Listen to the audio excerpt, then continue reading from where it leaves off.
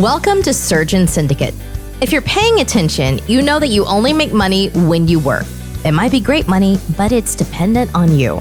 The information on this podcast will help you solve that. We interview experts and provide analysis into financial freedom through commercial real estate. Why? To help physicians like you thrive. Let's dive in. Welcome to Surgeon Syndicate. This is your host, Dr. Michael McManus, and welcome to the show today. Today, we are going to talk about quitting. This is really a topic for me today because last Friday was my last day in the practice that I've been in for the last 10 years. It was a very successful practice, but it was also part of my deciding that it was time to move on and do something different. And quitting can be a very difficult thing. I've had a bunch of discussions with mentors and peers and all kinds of different people. With me leaving, we called it a retirement. And really it was more of just how to describe it to people, because when you make a shift like this, it's really hard for a lot of people to understand. I get tired of some of the corporate words of talking like, oh, we're going to pivot, or some of these other things. And so part of it just became an easy way to tell people I was retiring, I was leaving. I'm old enough that some doctors who retire early retire at my age. I'm 55. Maybe people think I'm younger than I am, but there were a lot of people who really had a hard time with it. And somebody asked me at my retirement party, is actually one of my partners. They were like, isn't it hard, or do you find it difficult that you're leaving behind something that was a very specific skill set that you spent many years developing, and now you're just walking away from it? And I realized with that and a lot of other comments that when somebody quits, it affects everybody around them, and it affects people around them in ways you may not think. Yes, it changes the dynamics of a practice if somebody leaves. People make adjustments in their work when somebody leaves, but it affects them in other ways too. It affects them personally, because when you leave, they see themselves through that same lens. So some people, it may motivate them like, wow, look, he's doing it, I can leave too. But a lot of other people, it creates a lot of fear. It creates fear that maybe they're going to have to do this and they don't want to. It creates fear that they want to, but they don't think they can. So this is really opening up a whole bag of worms across the whole spectrum of the people you deal with. And this can make it difficult as you're talking to them, but also on the inside. And this is where it got real for me. I always had this impression, and this is what you see in the movies. It's what people talk about. Oh, I'm retiring, and it's such a glorious thing because I'm going to have time freedom, and I'm walking away from this thing that may have caused me stress. And I'd seen this a little bit when my dad retired, and he retired with a government pension and at 65 at standard retirement age. But in the weeks and months right after he retired, it was a huge transition. It was a transition that he had all kinds of anxiety about. Do I have enough money? Is there enough income? Because there wasn't new income coming in anymore, and his pension was less than his previous paycheck was. And so I thought, you know what? I got this thing. I got a plan. This real estate thing is going well. I enjoy it. And I'm tired of the hassles of a medical practice. And I'm not talking about the hassles of running the practice. I'm talking about the hassles of dealing with the system. And just a slight diversion, because everybody burns out or decides it's time to change for their own reasons. And for me, the biggest thing, and I look at this because it does come back to burnout. And I see all these things about burnout, and they're like, oh yeah, get a hobby, paint pictures, or write a book, and I saw something recently on social media that was like, doctors need more time off. Maybe they're working too much. For me, I think the biggest thing that when I look back to when I started in medicine and my mentors who convinced me this was a good idea before that, and it was a good idea, but if you go back 30 years, physicians had a lot of responsibility. They had a ton of responsibility for their patients and patient outcomes. They had responsibility there was less talk of it, but for the cost of care, the number of tests they ordered, of surgeries they did. And doctors still have all those same responsibilities. What's changed is they've lost the control. So it used to be you had all this responsibility, but you were actually in control of the decisions at the same time. Now doctors don't have the control anymore. So you have all the responsibility and none of the control. And this is a setup for burning people out, of just grinding somebody to the ground, because now you're judged on not how well your outcomes were. They like to talk about that, but it was like, did you follow the protocol if something didn't go well? So it's no longer being considered as an expert who has this critical knowledge and experience. You're compared to a lot of guidelines, and a lot of these guidelines are good. I'm not saying it's bad, but so much of the world of healthcare it's run by middle managers. So, Medicare makes their decisions, and everything basically filters out of that. Private insurance does little changes, but hospitals essentially are just an extension. Most of the time they spend is spent carrying out government wishes of either Medicare, Inspector General, or somebody else, of how they want hospitals to run. And so basically everybody running in the hospital who you interact with as a doctor is somebody who, they're not really a decision maker either. They're like middle management extension of the government. And a lot of them are burnt out nurses who didn't want to take care of patients anymore. And nobody will say they were burnt out. I moved up.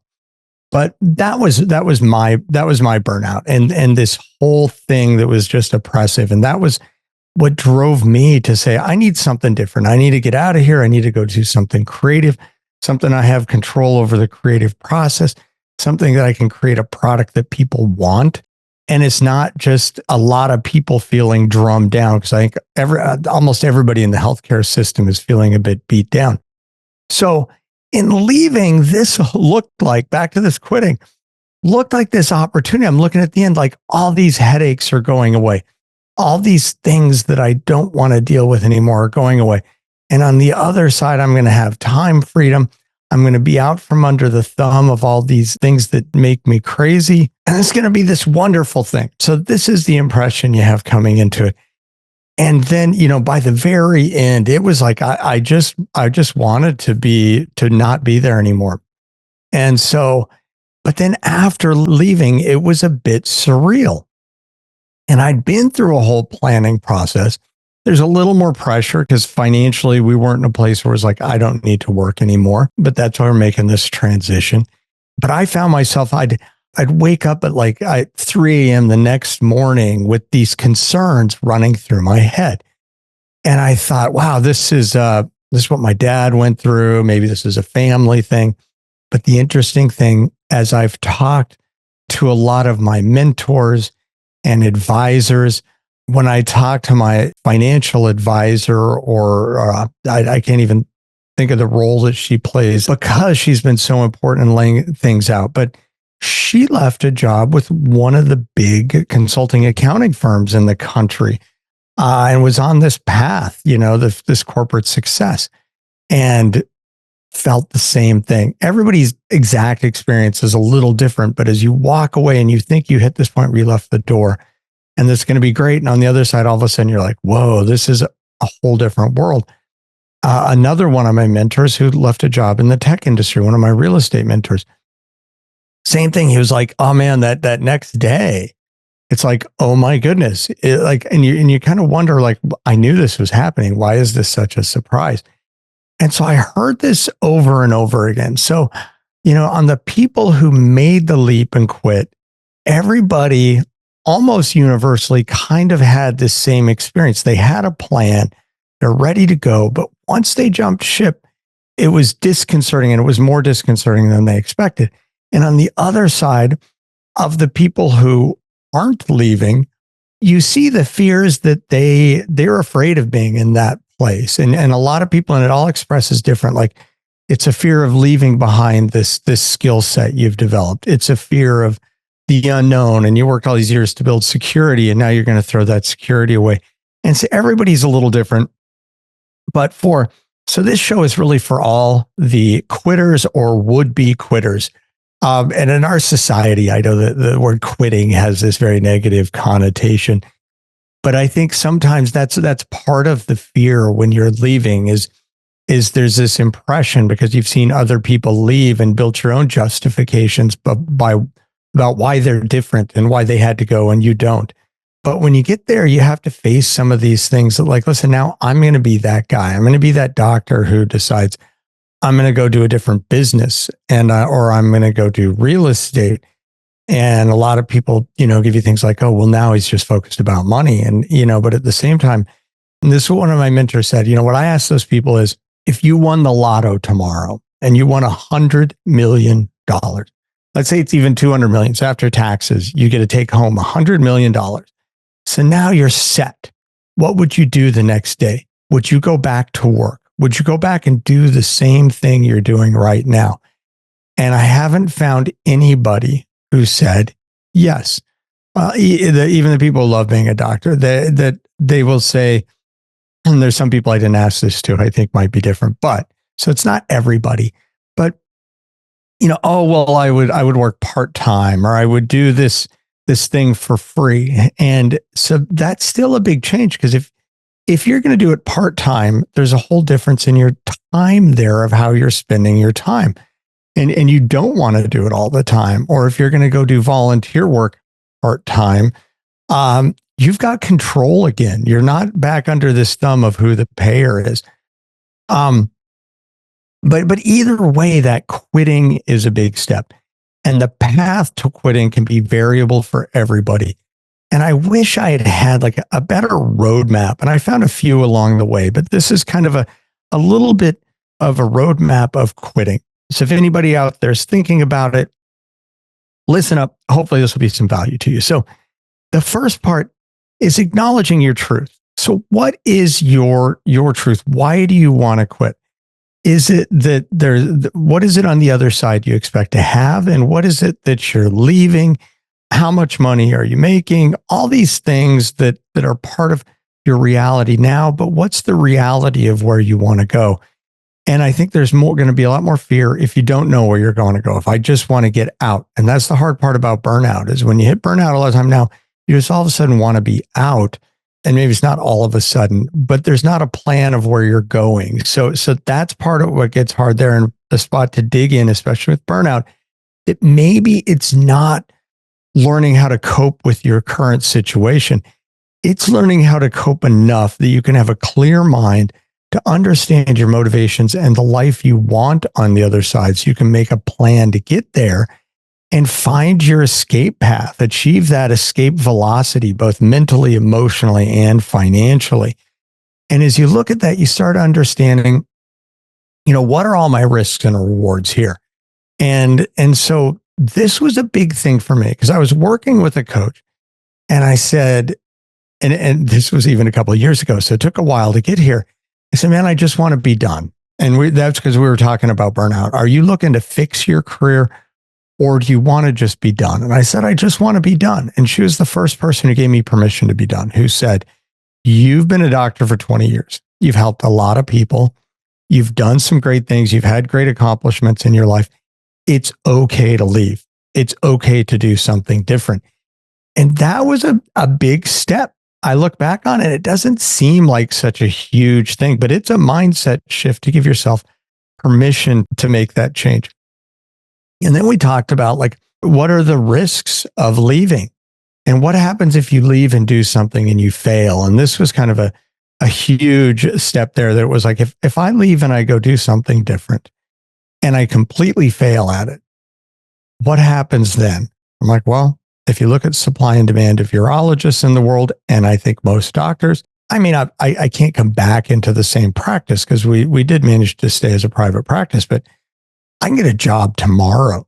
And the biggest holdup would be, where do I have a medical license at? Because the supply and demand is huge. If I want to come back part-time, I can do locums, and they'll take care of most of the hassle, and I can start working again. So really, if I were to say I'm going to take a year, I'm going to take 2 years and do something different, and I miserably fail, I have absolutely no success at, and I have to come back. I come back into almost the exact same place that I left, other than that maybe there's a little drop off in skills, and you could even hedge that by working locums or part-time, but those skills will come back. And for anybody, and I've heard surgeons talk about this, and I don't think they really understand. If you leave and you're out for years and years, for a decade, yes, there will be some changes in skill set, but those skills can be brought back. You can leave for a year, and yes, you will have to relearn some things. You may want to work with your new partners to relearn skill sets, but you can operate again. You can learn the information again. I think that when I look back at this, the biggest thing I think about is before I went to medical school, I was a professional ski instructor, and I was in Aspen and a trainer and worked at a high level. And I skied pretty well, not like an Olympian or World Cup, but skill set was pretty solid. And then when I left and I went to medical school and went through residency, there was a period, I don't think I skied at all for 6 years. And then after residency, we moved back to Colorado at the time. And it was rough for a little while. The skills had gone away. It took a little time, but most of what I could do before came back. And the biggest thing was just fitness, because I was not skiing every day as I was before, but I was able to reclaim that skill set. So I think if anybody tries to tell you, if you leave this job, you will never get that skill set back, depending on what you do, it may be harder or easier. But once I realized that my risk of leaving was really not that big of a risk, I wasn't passing it all away for forever. If I failed to achieve some success doing something else, I could come back to what I was doing. So that's a huge question to ask. And that's really, what's your worst case scenario is what I call that. If you do this, if you make this leap, if you quit, what's the worst thing that could happen?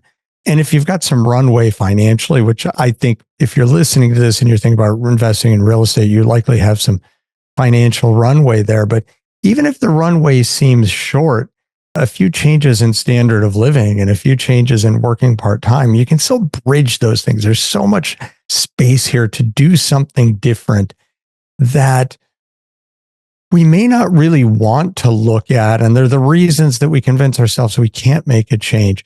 But if you really dig into it, you can find that there are so many different pathways to change, and that often your risk of failure, your worst case scenario, if your worst case scenario is ending up right back where you are now, 2 years from now, versus you stay where you are now that you want to change, and in 2 years you end up in that same spot, versus you leave, you try and change your life, you do something totally different, and if you fail, you end up in the same spot.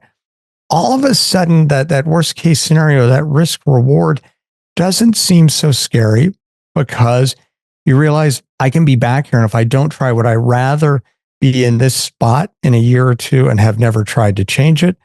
Or would I rather have tried to change it and be back here having failed? Or would I have rather tried to change it and actually changed it, which is usually what happens.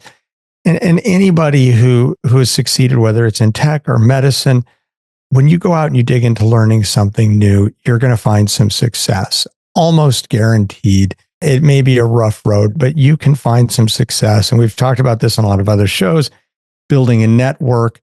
And we'll talk about a little of this here, of the people who will get you there. So as you come through this path and you look at quitting, and then it kind of comes there, there's the fear again. The fear is always there. The fear comes and goes.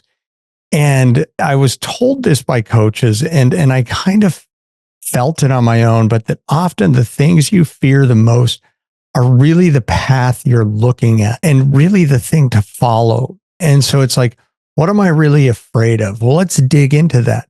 This seems like the scariest path. And our brain wants us to find safety. It's the lizard brain that goes back to just succeeding and not getting eaten by a saber-toothed tiger. The new things are scary. Stay in the safe place. It's like the movie The Croods, like just stay in the cave. And when you think of stepping out into something new, the lizard brain wants you to stop and come back to what's safe, even if safety is miserable. So often when you're looking for your path, look at what scares you and dig into that and try and think, what am I really afraid of here? Am I afraid of what other people are going to think of me? Being that my family, being that my peers at work, my friends, because a lot of people will say you're nuts if you're walking away from a successful career. Are you afraid of failure yourself and having to face failure? I think that has a lot of doctors are in that path because they're people who have never really failed. They were good students and then good students and good students in medical school and good residents, and now they're good doctors. And to step into something uncertain is difficult. Maybe that's where the joke comes from, that the A students work for the B students and the companies are owned by the C students. Because C students tend to be, I think there's books about this and but I've noticed this. they're not as afraid of failure because as they went through school, they failed. And maybe they didn't fail, but life wasn't all about perfect success. So they learned to figure stuff out and that it wasn't perfect. So here we are. You've made this thought about quitting. You've thought about your worst case scenario. And now you've looked at the fear and you're ready to move forward. What's the next step? The next step is starting to build that plan. So what is your safety net? I think when you know you have a safety net, that's what gives you the freedom to go. My safety net was when I was introduced to my current financial advisor, who was now able to introduce me into the world of financial offerings that you more like see in a family office. And seeing this comparison of the things I'd always seen before through everything standard my entire career, it was always a few percentage points short. And those few percentage points over years make a difference. And we're now, like, even the money I already had for retirement, found a path that it could provide for me 10 to 40% better if I never made any more money again in my life. That was some freedom. That I built a network and I found the people that, okay, I want to do commercial real estate. Now I've got a solid group of people who I trust, who I like interacting with, who are good people, who have a giant skill set and they're good at this and they're enthusiastic about it. And now it makes it hard for me to buy a bad deal because that's one of the fears. I'm going to go jump into real estate. I've heard the story and they lose a ton of money and it all goes sideways. And that's, I think it's really easy to do if you do it wrong. But if you do it with people and people who have succeeded and people who have failed, and they can, and can kind of guide you down that road. So for me, that was my safety net. And I realized, okay, so now I got the safety of people who are going to help me do it. I got the safety of what I've already put away. I can put in a place that it can provide for me in failure. I'm going to make some sacrifices if that's the end of it. So I've kind of got this plan built. And as I build this plan, but then you look at it, well, my worst case scenario, again, I'm making a lot less money. I'm living very different than I am now. Why is this job so bad? And somebody asked me that, like, why can't you just work another 5 years? What if you did that? And that's where really it came in. And this came out of a book I read about quitting. This is check the suck meter. How much does what you're doing really suck? And be honest with yourself. Do you wake up joyful to go to work every day? I mean, there was a time in my career where I was excited to go in every day because I was learning a lot. I was becoming a better surgeon. I was doing new things. But then that new learning kind of went away and became the grind of every day. And then it became, the pressure from the system. And it became dealing with people making stupid decisions that affected me, or somebody at the EHR company. Oh, we got an update. Now you just totally changed my workflow.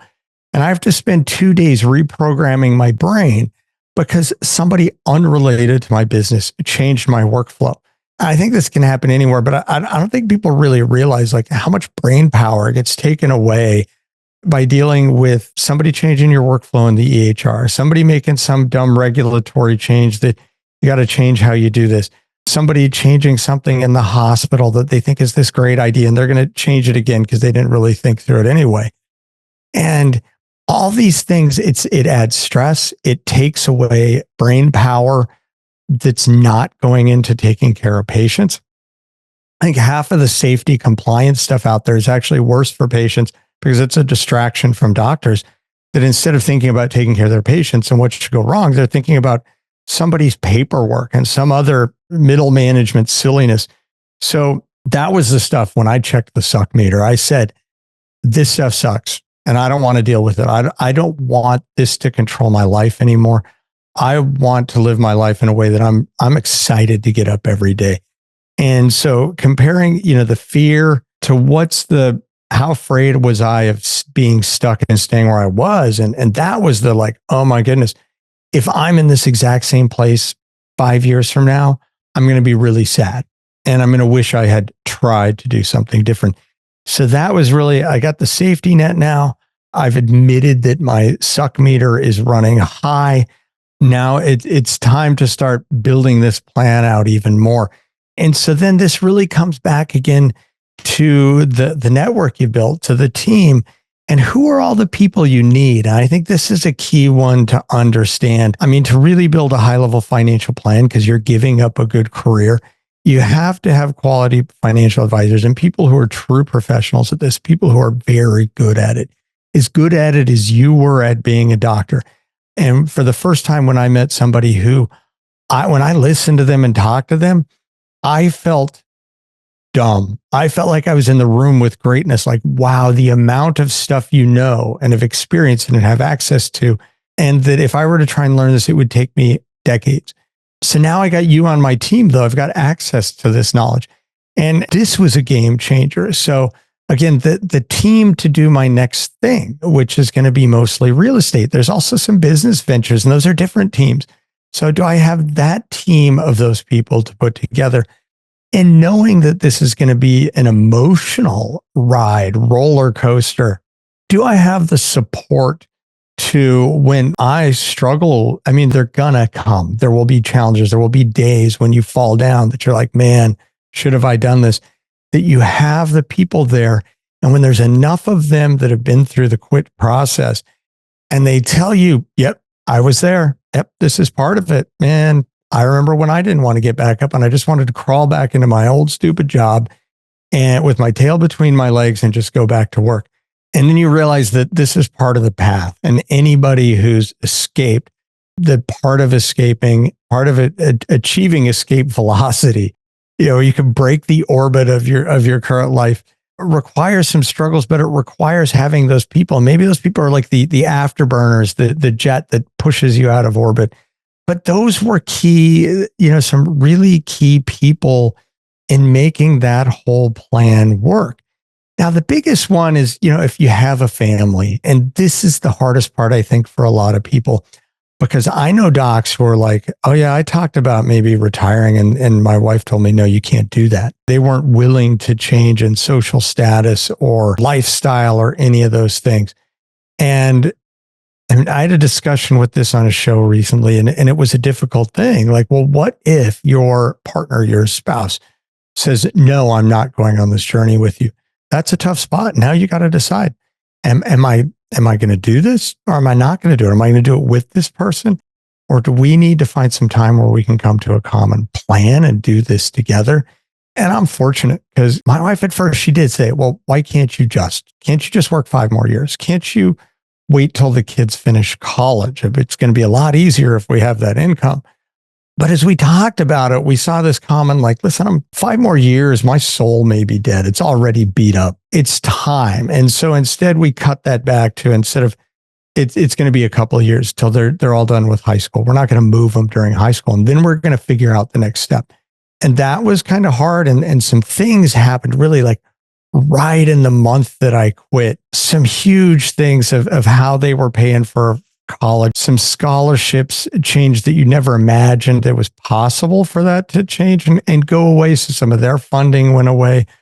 My younger daughter decided she really wanted to go to school out of state, and there goes the in-state tuition, because her whole plan was going to have in-state tuition.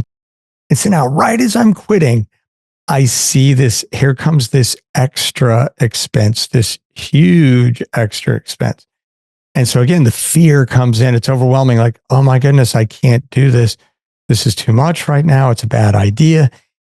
And I had to go back through this whole quit plan again.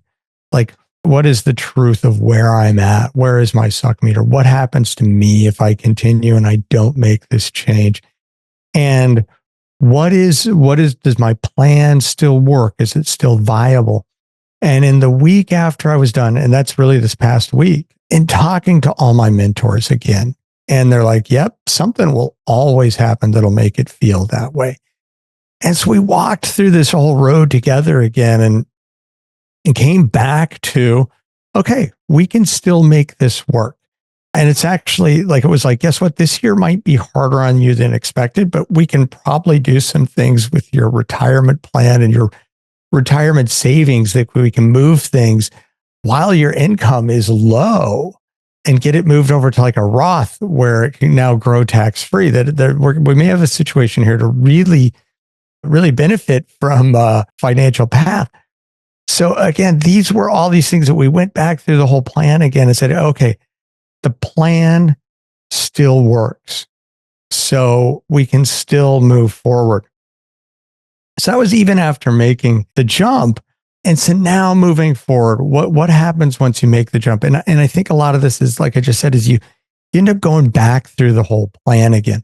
What's my next step? And I had a couple of days, I'll admit it, I was frozen with anxiety, with fear. I was like, oh my goodness. And there were times along the road that I said, okay, I'm going to quit. And then I got really scared and I came back to it. And it was, okay, what can I do right now? And this, I think, is a huge one, is taking that next step. And there's a lot of books that talk about this. What can I do today? What's one little step I can take right now? What are 3 little steps I can take today?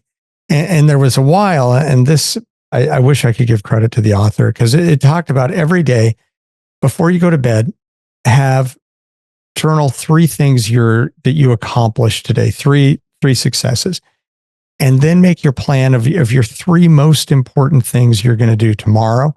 And your plan that if tomorrow turns out to be a tough day, what are 3 tiny steps that you absolutely will take to keep things moving forward so you don't spin out? And I can't say I was always good about this, because there were times that I would go weeks and I'm like, oh, what happened? The whole plan's off course, and have to reset. But when you start looking at it this way, it makes it hard to fail long term. You have temporary setbacks, you have temporary failures, but then you can kind of reset and get moving again, and you see what held you up, and then you can go back, and next time it happens, you're like, I've been here before, like I've been stuck here before. I know how to get through this, and can start you moving. So mine was a bigger jump, but for a lot of people, they more like dipping your toes in the pool type of thing. And I think a lot more doctors do this, and I think you can do it in a lot of professions. To me, the dipping your toes is the working part-time, the working locums. I know some people in the tech world who they quit their job and they did contract work. So they took a month off, but they had a 2-month contract set up on the end of that. So they're like, okay, I'm going to take my month, I'm going to do my new thing, but then I got some work to bring some money in. And then on the other side, they're like, okay, we're okay with that. Maybe I'll take 2 months off to work on my thing. So that, when my dad quit, he did consulting for a while, and it just helped bridge that gap. So that's kind of looking at your own personality, I think, and saying, am I an all-in jumper here? Or am I a toe dipper? When you go to the pool in the springtime and it's cold, or you go to the lake, you wander out into the water and get used to as it gets colder, or you want to, goes up on the cliff and just jumps into the 40-degree water and then you deal with it. And so there's a personality thing, and knowing, like, am I going to do better if I jump or if I dip my toes? And I think I found, for me, I tried to be a toe dipper, and I was moving slowly along, but I reached a point where I didn't have the time and the energy to do both. And that was where I had to say, okay, if I'm going to make this pivot, this shift in my life, this big change, it's time that I'm all in on the new thing. And that was where I decided it was time to be really, for the most part, done working in a standard doctor practice, and it was time to jump. And so that's a big moment. But even once I made that decision, I was scared, and I would have moments like, nah, maybe I shouldn't. But I set the path where that we had an exit date, and then it was like, it was okay. But it was like this cycle of going back through this. And then once I jumped, it was like the hardest few days. And now kind of coming back to like, okay, I had a plan. I have the people. I have the thing. None of that changed. It was just the mindset that slid backwards and had to be rebuilt. So it's not always a straightforward thing. So what are some other things along this road that made a difference? Patience. I think we want things to happen fast. And a term I heard was being aggressively patient. And that came out of a book, that the aggressively is, to me, it was one, I had to remind myself to be patient, but 2, I was still aggressively trying to make the changes I needed, trying to do the things I have to do, but at the same time being patient with the results. And that's hard when you're leaving a successful career and building something new. I don't know. I think it would have been easier to do it in my 20s when I had nothing, and now I'm trying to build something from nothing, but I didn't have the resources to kind of be my own venture capital then. So there's the good and the bad of both. But once you jump in, you got to be patient, but you have to still be aggressive in pushing things forward. I think I talked about this as a cycle, that once you decide to quit, it's really easy. Other people are going to try and convince you that it's a bad idea, both because they're afraid of the impact it'll have on their life, if it's people who rely on you financially, or just the impact it has on them emotionally, that you're doing something that makes them feel uncomfortable because it strikes something inside of them. So there will always be people trying to convince you not to. You need your team of the people who are convince you that it's a good thing. And once you even think about this, you're going to find a reason to not quit. And once you start down the road, you're going to find a reason to not quit. And so this whole process I talked about is really something that I found I cycled through over and over again. And maybe it's like the stages of mourning and the Sarah model, that we don't just do something all at once, that you have to work through the process over and over again.